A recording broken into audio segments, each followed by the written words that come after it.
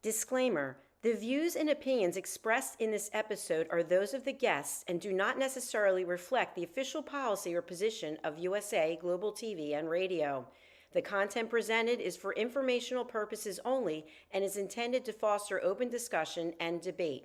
Viewer discretion is advised. USA Global TV and Radio does not endorse any particular viewpoint and encourages viewers to seek out additional information and perspectives. Saving America with Dr. David D. Schein.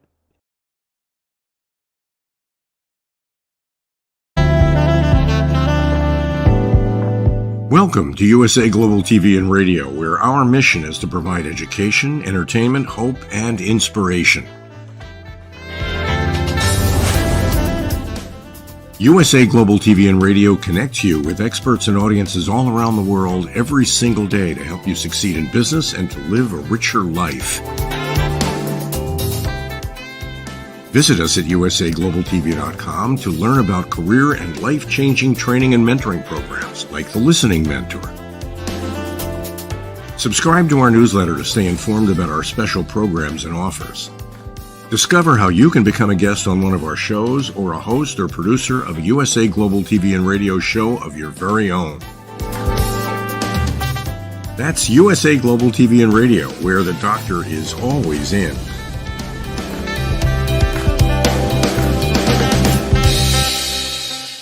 Welcome to Saving America. This is your host, Dr. David D. Schein. And let's dig into the news here. Trump assassination attempt number 2. Just as one assassination attempt was rather stunning, to have 2 in a short period of time is even more stunning. Sadly, this was again possible due to a failure to provide comprehensive security for former President Trump. While appreciation is appropriate for Trump's immediate detail, the overall security plan is clearly inadequate. In examining both attempts, the key message is that the plan for Trump's protection is not serious.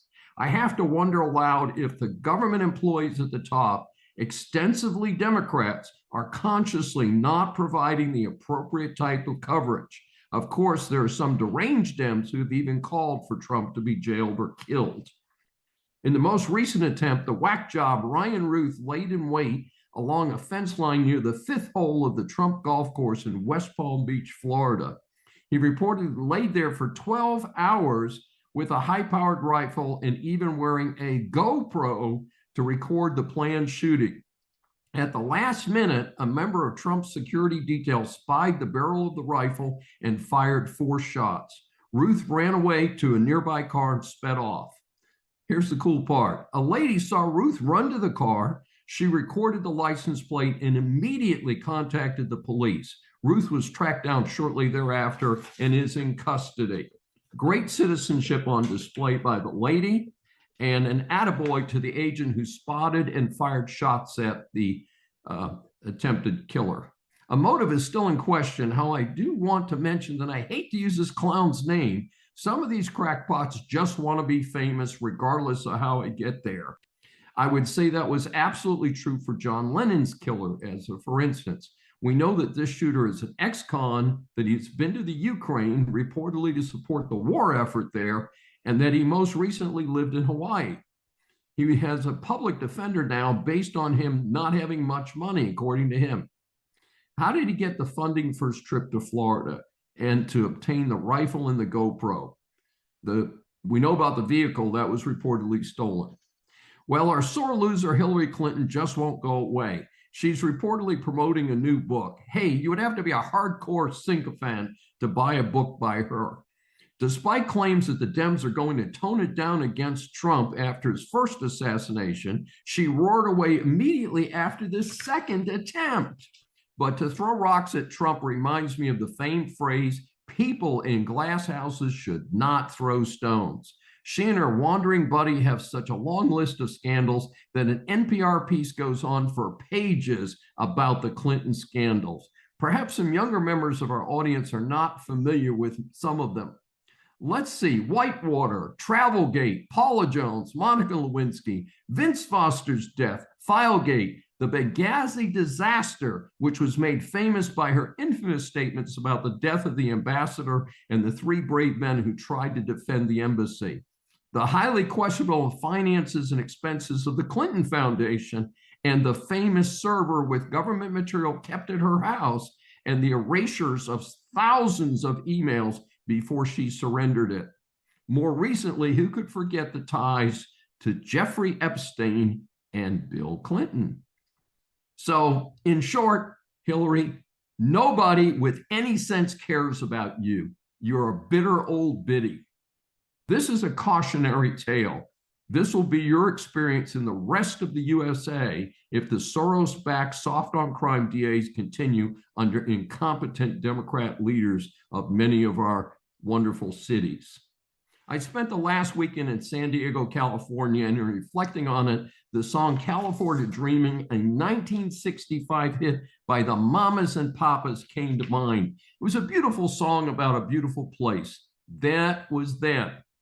Today, California, after a dozen years of Democratic leadership, is ruined. Most know about the destruction of San Francisco and LA. Corporations and middle-class taxpayers are fleeing the state.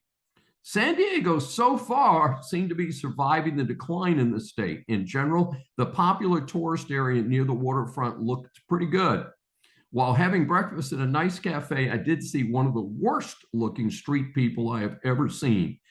I am not sure why the police did not remove this filthy and near-naked creature to a facility to help him out. That's not humanity as far as I'm concerned. Like any trip, I forgot an item and decided to take a walk to an urban Ross Dress for Less store. Turned out to be a 10-block walk. That was okay. And it was a nice walk until I arrived at the Ross store, which was not far from the courthouses in downtown San Diego. A guard outside the only operating door with a very quiet store on a Saturday afternoon should have been adequate notice. The guard let me into the store. Inside, I was greeted by 2 guards and a system to let consumers in and out of one entrance only. I was told I'd have to produce a receipt to exit the store. That was fine, as I have this habit of paying for things that I buy. Virtually everything in the store had those electronic tags that can only be removed with a gizmo at the checkout counter. I found my one item, although not really what I wanted, in the store crowded with merchandise, but not customers. This is from a disturbing story by Patty McMurray that appeared in the Gateway Pundit. It begins with a reminder.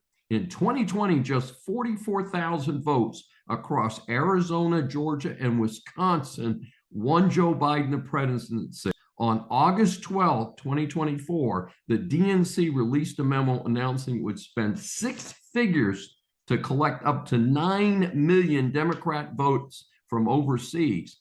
But hey, folks, only 4.4 million U.S. citizens reside overseas, and only 2.8 million of those are of voting age. The problem is that it's easy to vote from overseas. The Uniformed and Overseas Citizens Absentee Voting Act allows online voter registrations without verification of identity or citizenship status. This is from an article in the American Thinker. Pennsylvania may be the most crucial of the 6 or 7 states described as swing states. In one way, the Dems shot themselves in the foot not selecting moderate Democrat Shapiro, the Pennsylvania governor, as Harris's VP select. How ballots are handled in Pennsylvania is critically important. The state does not require ID when voting by mail. Worse, Pennsylvania Supreme Court has eliminated signature match. They have no idea who is voting these mail ballots. The latest offense by its Supreme Court is that the ballots do not even have to be dated. You know, the Dems are crooked since they will not endorse policies on ballot security and citizenship verification. I hope we can get a red sweep this election season, and maybe we can get a nonpartisan election reform movement going. In the worst kept official secret in decades, the Fed lowered the official government funds rate by a half point. The first quarter point was a gimme, but the next quarter point was a clear nod to help in a tough race for the Democrats. Now, some of our audience might jump up and say, but Dr. Day, the Fed is supposed to be non-political. Right, and I have a bridge for sale in Brooklyn. Supposedly, the extra quarter point was due to the recent very sketchy job market data and a number of predictions of an economic slowdown. As a fiscal conservative, I still worry that this is simply too soon. Inflation is closer to 3% than the target 2%. And with the national debt and consumer debt at record levels, I favor a tougher path for the government.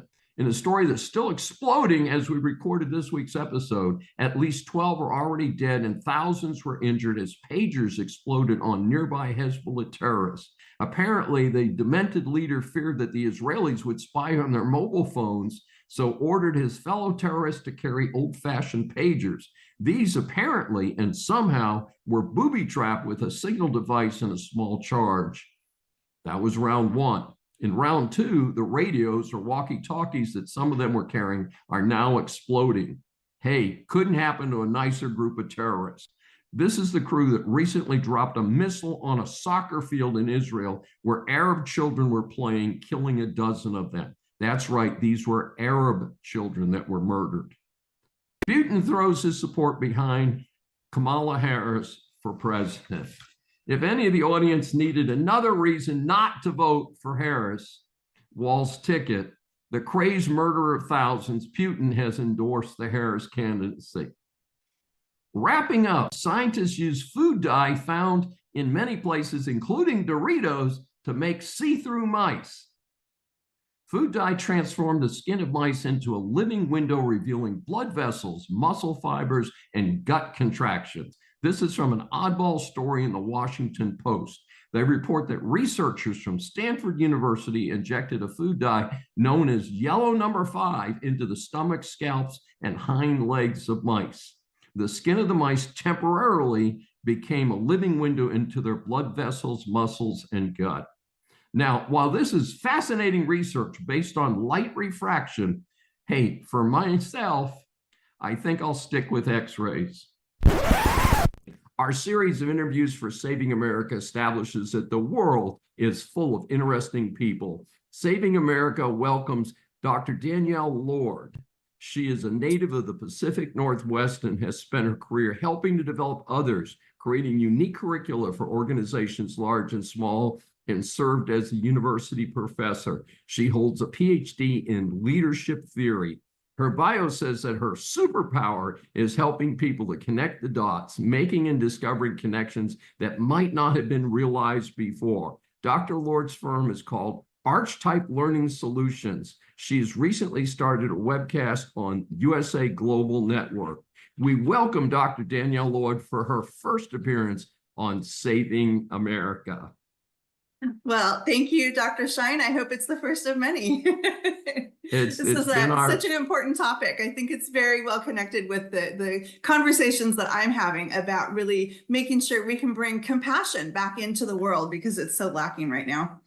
Sounds like a winner to me. As you know, we asked our guests 3 questions that we've researched in advance. So number one, tell us, our audience, about how leadership differs from management. I am always happy to talk about this particular topic because it is still very misunderstood. And there are still plenty of people out there who are saying they're the same thing. They are not the same thing. They are very different. It is my hypothesis that our management practices are really rooted in a historical element of the industrial era in which we collectively came together and started working as humans in factories. At that point in time, that industrial era, kind of the Victorian era, it was actually illegal, at least in the Western European context of Britain, to live in poverty. It was illegal to be poor. And you had people clamoring for jobs that paid pennies per day. It was very easy to be let go or terminated from that job because someone was always waiting to pick it up. So our whole context of work is rooted in that paradigm, which was all hail the machine. The machinery, the equipment, the automation was very brand new to industry, and everything that we knew was about making sure that those machines ran efficiently, and we needed management to do that. So management, by definition, is about a transactional process that includes budgeting, prioritizing, scheduling, tasking, making sure things are staying in line with the work that needs to be done to accomplish the goals. That does not require any human relationship. And that's where leadership becomes so important, and how leadership is different from management. It's making sure that those things are happening through an influence-based positive relationship in which the leadership and the team members are working together towards those goals. That's my definition. Fascinating. What can our audience learn from your latest book? Tell us a little bit about that. So thank you. I just published my latest book. It's called Engaging Your Employees. We are facing an engagement deficit in this country, and I would probably say worldwide. Engagement scores are, of course, what we call employee engagement is what is defined by Gallup as the discretionary effort that our employees, or our team members, as I like to call them, put forth in the organization. For 30 years, we've been telling people that your voice matters. And for 30 years, I haven't sat across the table with executives for 30 years, but basically at the time that I have spent, about half of that around the same tables with executives, listening to their conversations, has told me that the voice doesn't matter, the voice of the employee. And from my hypothesis is that if we want to lead through a relationship, influence-based relationship, we have to have a personal relationship of presence, vulnerability, and authenticity with the people that we are leading. So my book outlines 12 heart-centered strategies that are 11 of them are completely free. It just requires you to have some vulnerability and some presence and engage with people in an entirely different level. The very same things that our employees or our team members are asking for. So that's my latest book. You can get the book. It's available on Amazon, and in the back there are 12 or 13 QR codes, and you can scan those QR codes and download a variety of tools to help you implement those heartfelt strategies. Fascinating. And our third question is, what's the best advice you can give to a business student or early career executive about achieving success? Because we talk about, if you want to be successful, you need to be more than a manager. You have to be a leader. So where does that come in, and how would you talk to your younger self or to someone that you know? And to all of my graduate students, I talked to them about the notion of the relationship, the leader team member relationship, and that is where you get the biggest bang from your buck. It doesn't come from ego. And that's the biggest problem that we have, I think, in our organizations today, is that we see the ego continue to perpetuate. We see the ego continuing to be rewarded. In our organizations, we are still rewarding for performance, not behavior. And there was a fascinating study, and it grew legs and walked off. I can't find my original copy, but it was from 1989 from Dr. Fred Luthans, who said that most as successful, as he defined them, so for those listening, I just used air quotes around successful, but our successful leaders are promoted based on the notion that they have made somebody else look good. And that was either through securing a large contract, bringing in a large amount of money, whatever that looked like was not necessarily always in the best interest of the team members or the people who make up the organization. So I always tell leaders, aspiring leaders in business, make sure that there's no trail of dead bodies behind you as you ascend into leadership roles. It is not about stepping on people. It is about lifting them up to make the organization a much better place. I've had my own very fascinating self-discovery, if you will, over the 2.5 years that I have been in business for myself. And I taught the innovation course. I was the lead faculty at the graduate school where I was at. And the MBA students were required to take a course on innovation.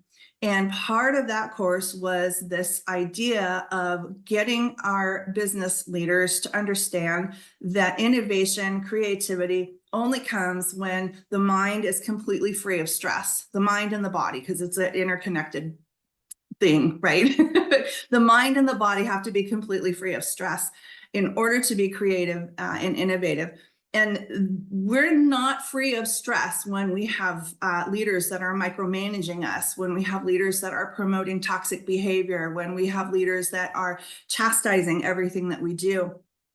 And I thought I was in a position that I really was free from stress. I had executive level positions that I held and really believed that I was free from all of that. And it wasn't until 2 years into being in my own business as an business owner, that I really discovered that, wow, I am far more innovative and creative now being out there on my own than I ever was, even at the executive level, functioning at that level. So business leaders, again, in air quotes, leaders, you got to have the influence, you got to have the relationship. So when I say leaders, that's who I'm referring to, but leave the ego behind. It is really about lifting up the employees of your organization so that the organization can be successful, not necessarily you. You will be successful if you're doing the right thing. Now, we are seeing finally an improvement in opportunities for women. Do you give different advice to women than men, since women have been used to now, gee, it's terrific, I'm moving into management, but the transition from management to leadership may be a little bit more difficult for women? I do absolutely believe that that is a truth. And I think what happened was, in the 1980s, I think we had enough scientific research or data to really demonstrate what good leadership looked like. And that's when we did start to see women enter into those leadership positions in 1980s, 1990s. I think what happened with women is that we adopted a toxic feminism approach to leadership positions or leadership roles, thinking that I have to act just like the men acted. In fact, I have to go one step further and be more masculine and more manly than the men were. And I think what that embodied was this idea of toxic feminism. I think we had a fantastic and missed opportunity to come in as our true, authentic selves, as women who are the carriers of culture, who are known to be kind and genuine and large-hearted, and really show what great leadership looked like. I think that was a big miss. Fascinating. And as you know, we try and keep this short so people will actually listen to these interviews. But how can our audience get more information about you and your book and the things you're working on? Thank you. So you can call or text me at my business line, which is 253-269-2116. I take calls or text messages.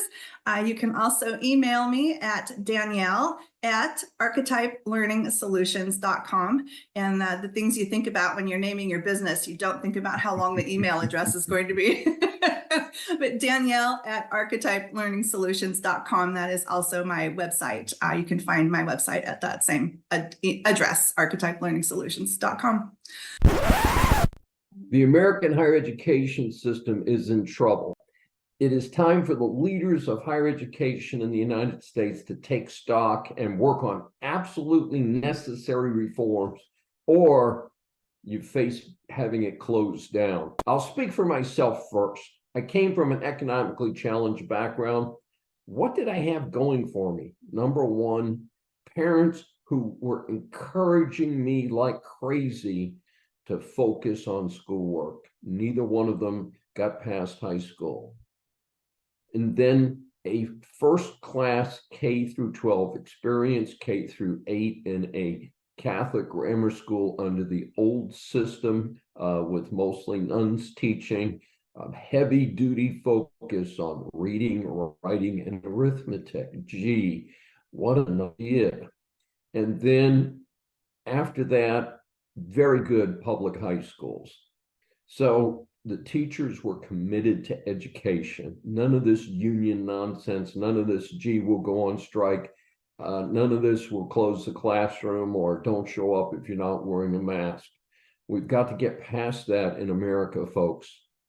So I did well enough to get a full scholarship to an Ivy League college. I later realized full scholarship is not exactly a ticket to ride. I did have to have federal loan money, and I also had to work all the time that I was in college. Nothing exciting about that. That's still pretty much true today. I did find that the Ivy League school that I went to was already contaminated with leftists and commies. The positive was that I was mostly taking science and business courses that had not yet been polluted by this movement to the left. And so I made out okay. Plus, the other thing I want people to understand is because of my solid parenting and solid lower grade education, I already had a good ability to think. I was not influenced by leftist professors.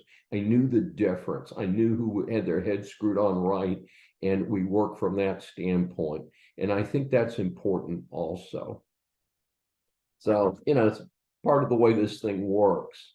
But over my life, I've earned a BA at the Ivy League school, an MBA, a law degree, and a PhD.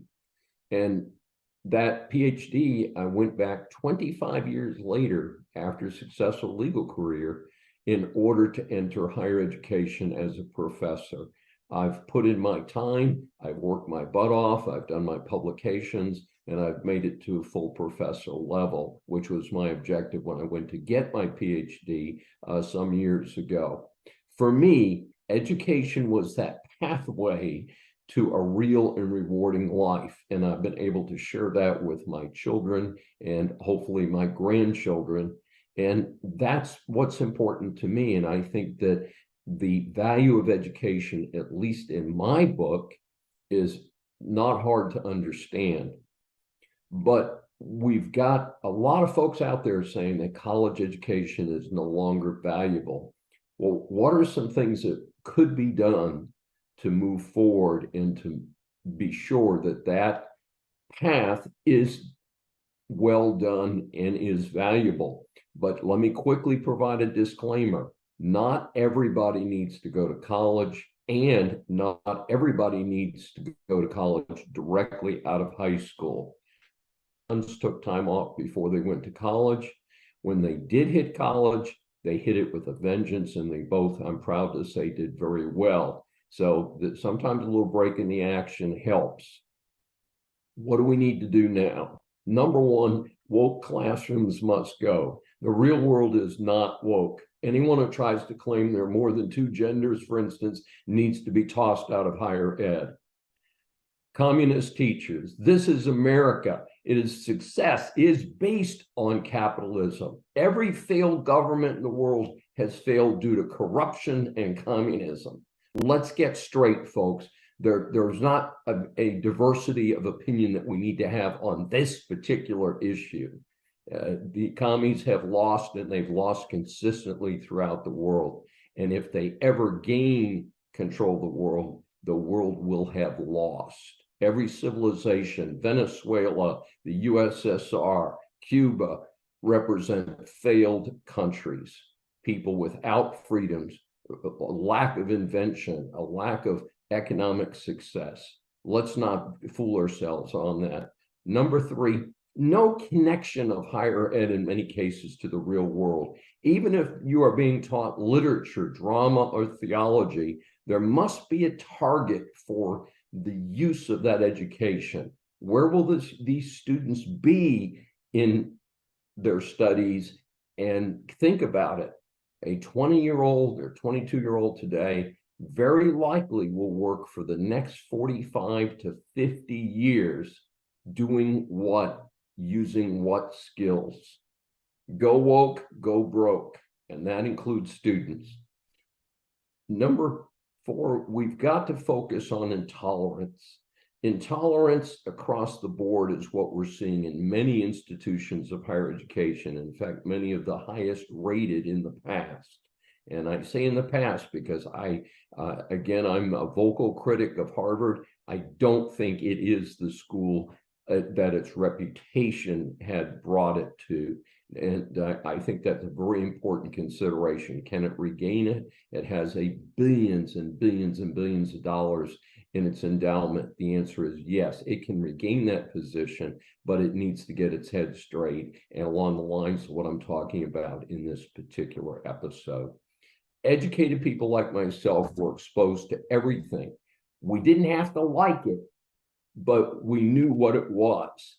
We did not cry in the corner. We did not attack teachers who disagreed with us. Adults understand that there are many points of view. This does not mean a student has to adopt the garbage from the left, but we certainly need students to see and understand all different points of view. Number 5, lack of return on investment. Parents who send their kids to major in vague subjects like gender studies, communications, that doesn't have a focus on PR marketing and so forth, are indeed wasting time and money. We are in a business. Call them the minimum wage workers for the future if they do not have a focus in college and take the courses that will direct them towards some specific type of activity. For instance, most grads with a psychology undergraduate degree will need to have a master's degree to get a decent job. Accept that up front. Again, I have close friends who are clinical psychologists, 6 years post-BA in order to practice their profession. It's part of the deal. I have numerous friends in human resources, psychology undergraduate degree, and then advanced training in human resources. Great HR people, but there's a focus there. Don't expect it to be delivered with the bachelor's degree. Number 5, complaints about costs while teacher salaries wither away. Oddly enough, the major complaint about college is that it costs too much.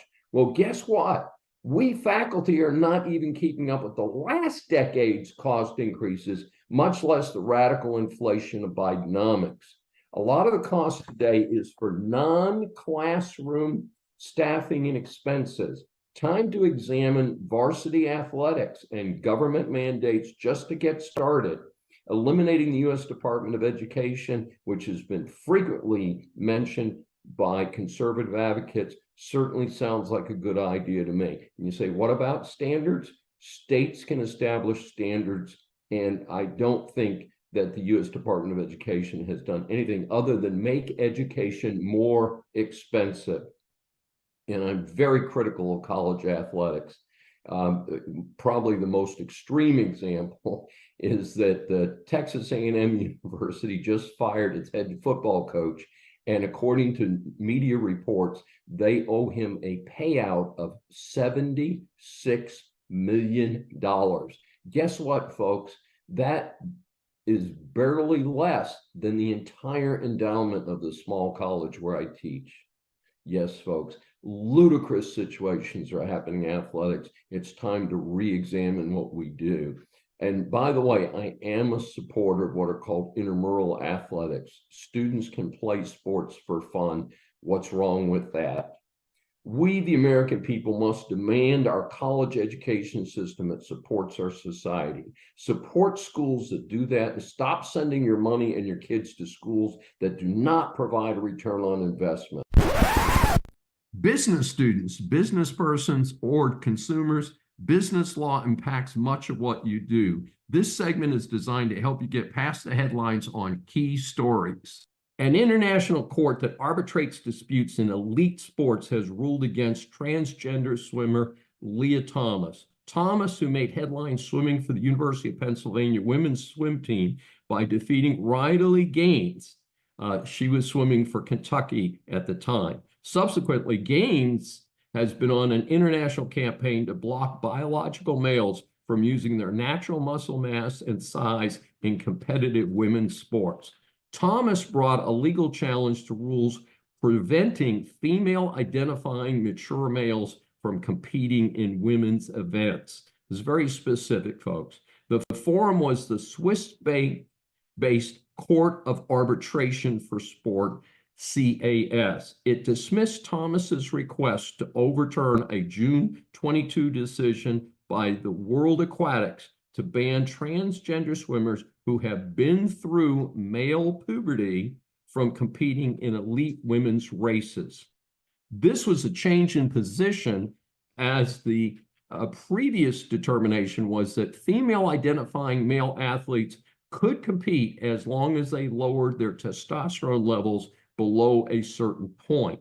But the organization changed course after a scientific panel found that even after taking medication that lowered testosterone, male competitors still had a significant advantage over women. Of course, that is what Riley Gaines has been arguing with the NCAA here in the United States for at least the last 2 years.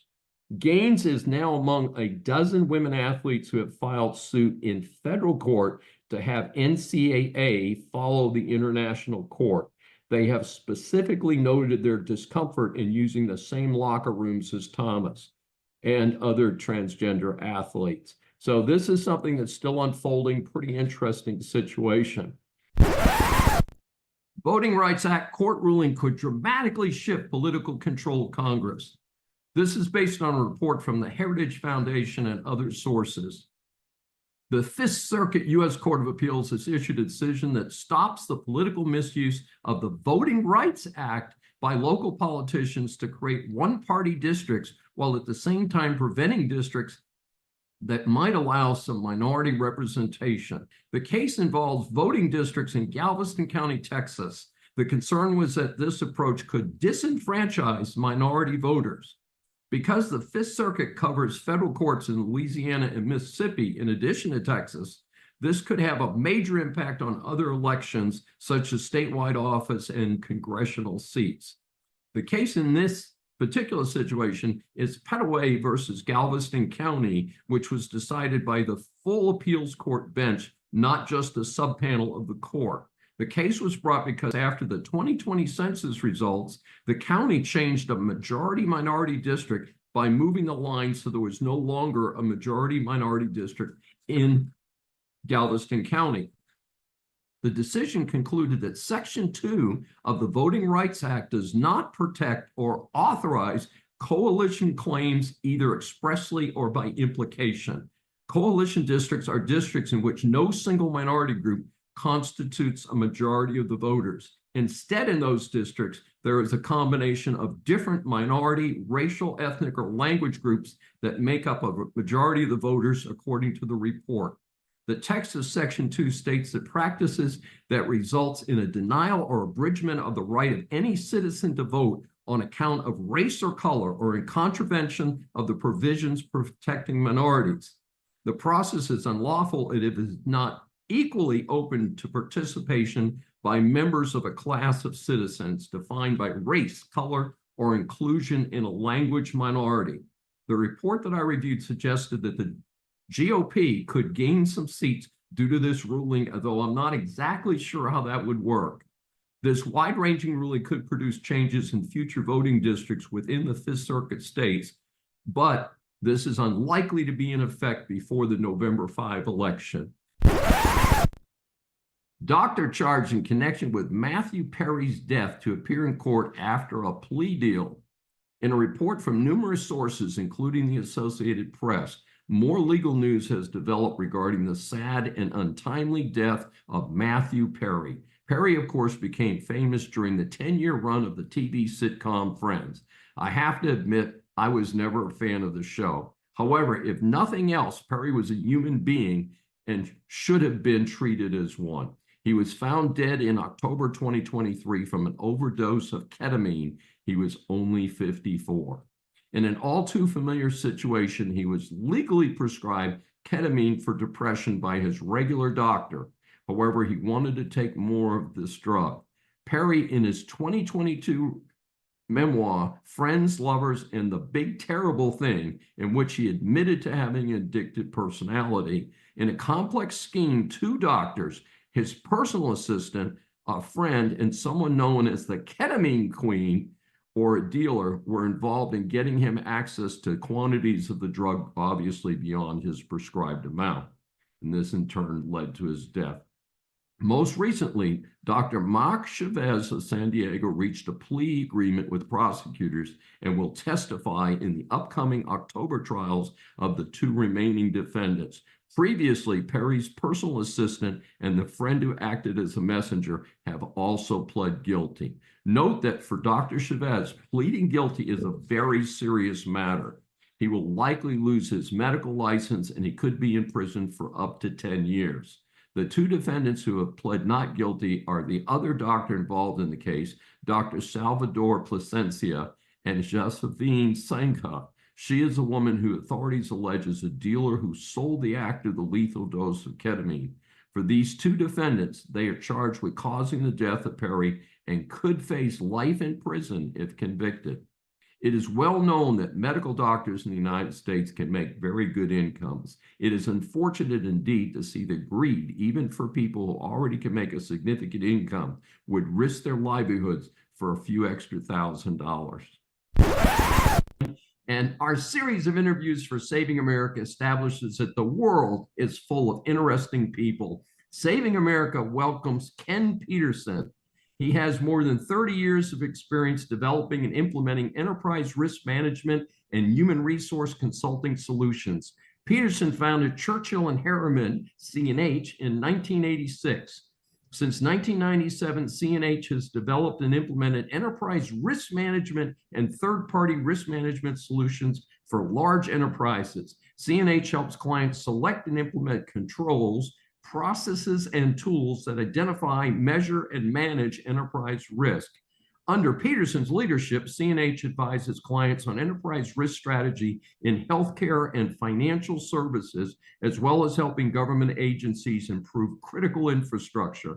C&H also serves Fortune 100 clients in healthcare, defense, entertainment, finance, insurance, life sciences, manufacturing, mobile commerce, technology, and transportation. C&H is an assessment firm member of the Shared Assessments Program. Peterson is an active leader in the international standards community. C&H earned the distinction of being the first approved ISO 27001 and ISO 22301 associate consultancy by a leading global registrar. We welcome Ken Peterson for his first appearance on Saving America. Thank you, Dave. Just like I said, sometimes I have to cut these bios a little bit so we'll have time to ask the questions and all that. But what a great background, and it's our pleasure to have you here. Our first, as you know, we ask our guests 3 questions. Explain to our audience why firms need to identify, measure, and manage enterprise cybersecurity risk. Well, there are a number of very formal reasons in answering that questions, Dave. Number one, industry and government require that firms identify, measure, and manage their risks now. It's simply a matter of the depth and breadth that an individual industry or a public entity has to do so. And increasingly, organizations at the board level are required through public filings and through their investor relations functions to produce the outputs of the identification, the mitigation, and the listing of those formal risks when they go through these annual processes. So there's a very formal reason for doing so. Another reason for doing so, Dave, is that particularly at a time like this, when budgets are tighter, is that you want to prioritize those risks, so that if you only have a certain budget to attack these risks in a given year, you want to attack them from what we have identified as your chief risk, and then work your way down that list as far as you can. Wow, so it's certainly something we hear so much about cybersecurity today, and there's so many different aspects to it. And our second question, what are the biggest cybersecurity risks that you see for your clients as we charge through the 2020s? I think right now, Dave, we're in an interesting time for 2 chief reasons. Number one is the increased use of artificial intelligence, depending upon the organization, whether they're a commercial enterprise or a public enterprise, such as a federal or a state agency. Everyone is looking to leverage artificial intelligence. And again, depending upon the industry that you're in or whether you're a federal agency or a state agency or a local agency, there's going to be rules and regulations that you have to adhere to formally if you choose to use artificial intelligence. So that's the primary reason.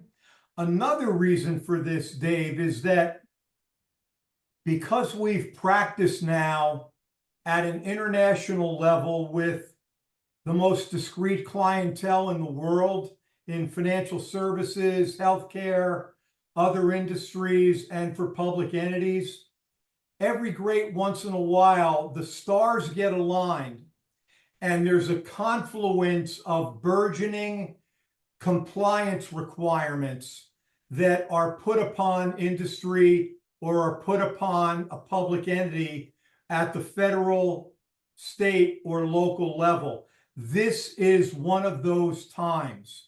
So rather than work your way through these risk assessment criterias or these risk management frameworks, you need a formal advisory partner like we are to help you optimize your resources as you attack those, because each one of those is going to have a different standard of care and is going to have different requirements that are put upon you that you're going to have to adhere to in order to satisfy those individual requirements.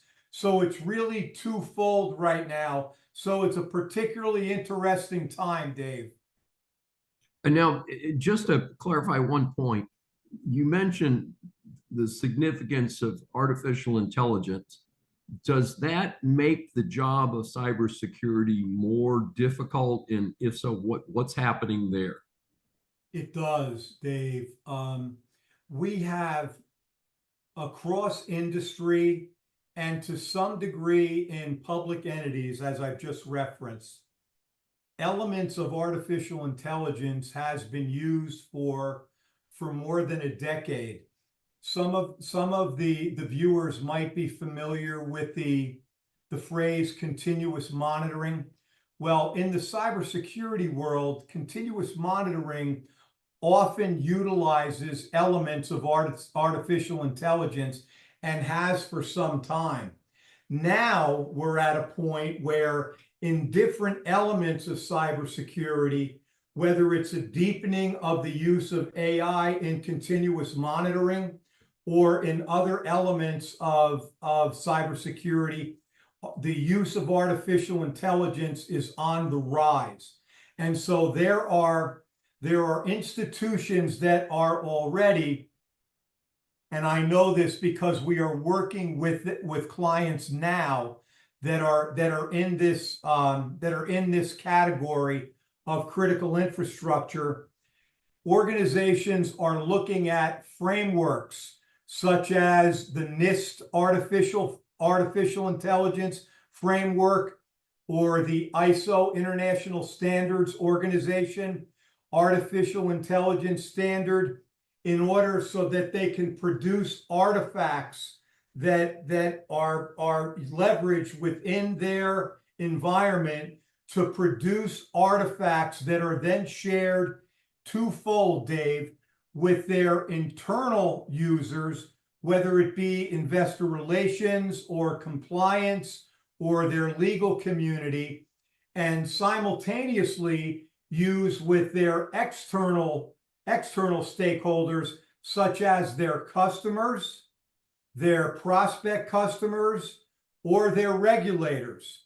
So there's a huge opportunity to develop a proper strategy based on these accepted new burgeoning AI frameworks and standards that we can apply for a client to help them satisfy any such requirements. And we're doing that today. Fascinating stuff. And our third question today is, CNH has an impressive list of clients in many major industries. For our younger consultants hoping to follow in your footsteps, what do you recommend as an approach? How do you get rolling and what should they be doing?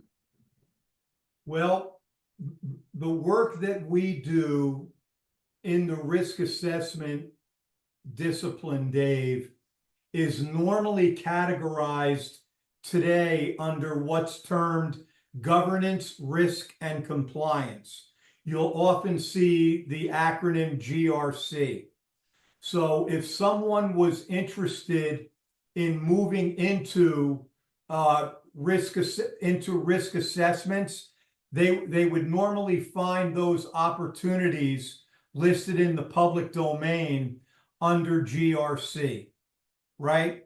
And normally, the way that either private industry or a state or local or federal agency executes risk assessments is as part of a team.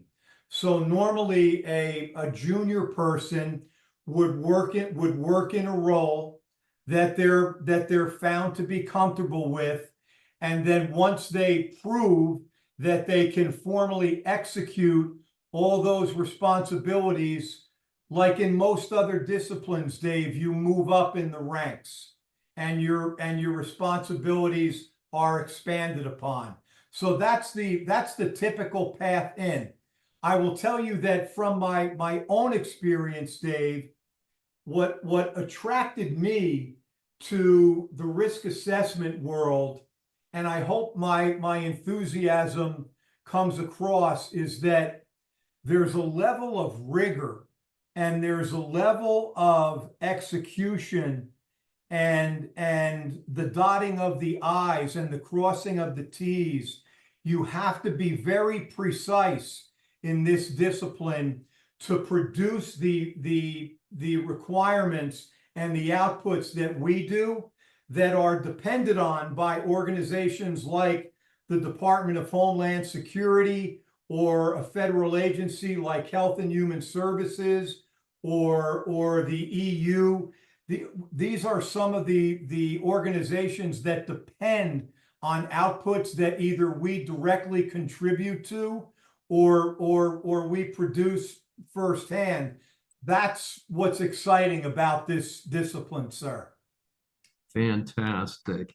And Ken, obviously we just touched the tip of the iceberg here. How can our audience get more information about you and your firm? Well, they can look up Churchill and Harriman. Our website is C for cat, H for Harry, U for United, S for states.com. There's a lot of information on our website. And we also, including elements of risk assessment. For example, we recently did a webinar for the automotive ISAC, which really gets into some deep risk assessments that we've done for private industry and for government. So I would point people directly either to social media or to our website, Dave. Very great stuff. And again, we really appreciate your being here today.